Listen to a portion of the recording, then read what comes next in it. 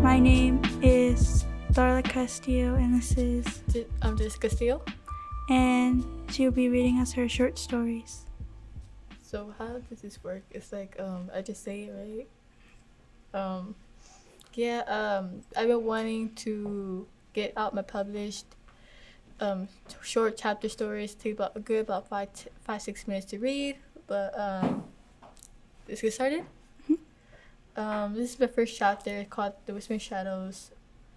The Victorian mansion stood tall, its imposing presence casting a dark shadow over the small town of Rivenwood. Locals whispered tales of its haunting past, warning others to stay away. But for Emily Sullivan, a curious and adventurous young woman, the allure of mystery was too strong to resist. One stormy evening, as thunder crashed and rain poured recently, Emily found herself standing at the mansion iron gate. The wind howled through the trees as if urging her to turn back, but her curiosity pushed her forward. With a trembling hand, she pushed open the gate and stepped back to overgrown garden. As Emily approached the mansion front door, she felt a chill crawl up her spine. The door creaked open on its own accord, revealing the dark foyer. The flickering candlelight from her lantern barely illuminated the eerie interior. Yet, against her better judgment, she took a hesitant step inside. And then chapter 2 is like the whispers of the night. Well, in the night. Inside the mansion, the air grew heavy with the unsettling silence. Every creak of the floorboards echoed through the empty corridors as if the house was whispering secrets. Emily's heart raced as she ventured further into the darkness, her lantern guiding her way. In a dimly lit study, she discovered a dusty bookshelf lined with ancient tomes. Intrigued, she reached out to touch one, feeling a strange energy emanates from warm pages. As she ran her fingers along the spines, a sudden gust of wind extinguished her lantern. Plunging the room into complete darkness, panic urged through Emily's veins as she fumbled into the blackness, desperately searching for a source of light. Just as fear threatened to consume her, a soft glow appeared in the corner of the room. She was torn towards it and gasped in terror. Chapter 3: The Haunted Visions. In the empty glow, Emily saw a ghostly figure, pale and truculent, standing before her. The figure's eyes gleamed with a mixture of sorrow and anger, and his outstretched hand beyond her closer. A voice, barely audible, whispered in her ear, urging to uncover the messy secrets. Trembling, Emily followed through a perturbation as it led through her hidden passageways. A secret chamber, the walls seemed to shift and breathe as if it was alive, an unseen presence. Shadows danced into the corners of her vision, teasing her with the innocent nature. Chapter 4: The Curse Awakens. As families developed deeper into the mansion's dark history, she discovered a tragic tale of betrayal and revenge. The mansion had been cursed long ago by a vengeful spirit seeking retribution from injustice committed against it. Now the curse awakened, hungry for souls to feed and turn to torment.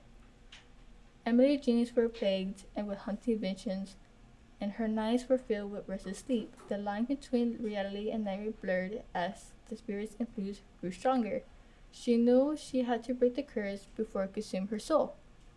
Chapter 5, the final chapter, Unleashing the Darkness. Armed with ancient knowing, a glimmer of hope, Emily sought the local help of the historian professor Benjamin Hartley. Together they uncovered forgotten rituals and absurd incantations that could banish the adventurous spirit of the mansion. But as they prepared to perform the ritual, the spirit grew restless, sensing their intonations. The mansion shook with fury, walls cracking with paintings that are falling. The curse fought back, unleashing the darkness to threaten to consume them all. Will Emily and Professor Hartley succeed in breaking the curse, or will they fall victim of the eerie spirit's wrath? That was really good. Thank you. I was very nervous. And then the summary is like a curious woman, adventurous young woman. Emily Sullivan discovers an old Victorian mansion in Rivenwood, the haunting past. The desperate locals warning, she ventures inside and discovers a dark, eerie interior. The mansion is haunted by a vengeful spirit seeking retribution for injustice. Commitment against it, Emily discovers hidden passageways and secret chambers, and her dreams are plagued with haunted visions. She seeks the help of a local historian, Professor Benjamin Hartley, to banish her spirit for the mansion. However, the spirit grows restless and unleashes a darkness that threatens to consume them all. Emily must break the curse before it consumes her soul. But like, yeah, it's just will she go into the victim of the spirit's wrath?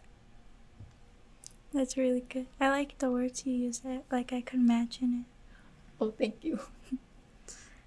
What inspired you to write this? What inspired me was kind of in a way Jack Black too, because of his Goosebumps books, and it's scary stories to tell in the dark. Just to about it.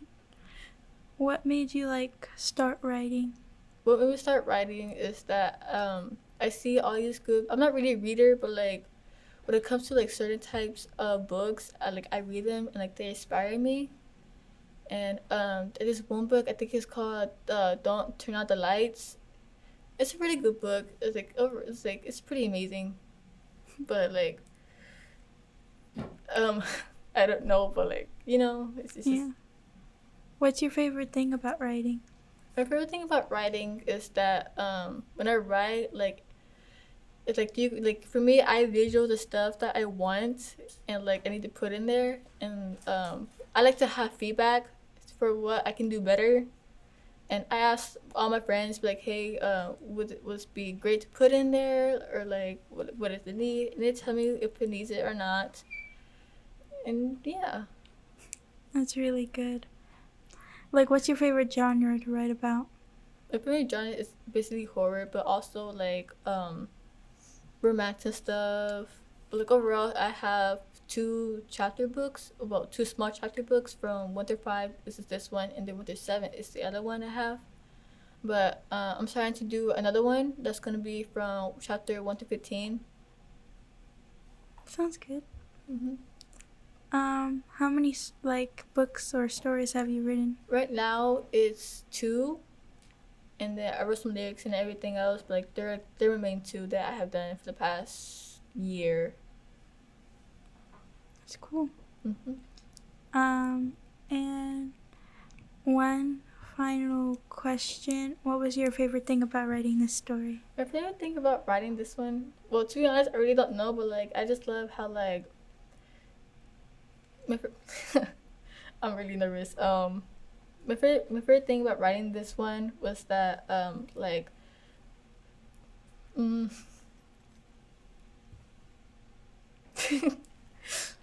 have no words for it, but like it's my favorite thing was that it's like how she like I can't get the words out, but like yeah. This is Eagleness Podcast at PHS, and thank you for joining us, and special thank you to Julizsa for joining us Thank and you. reading her amazing story.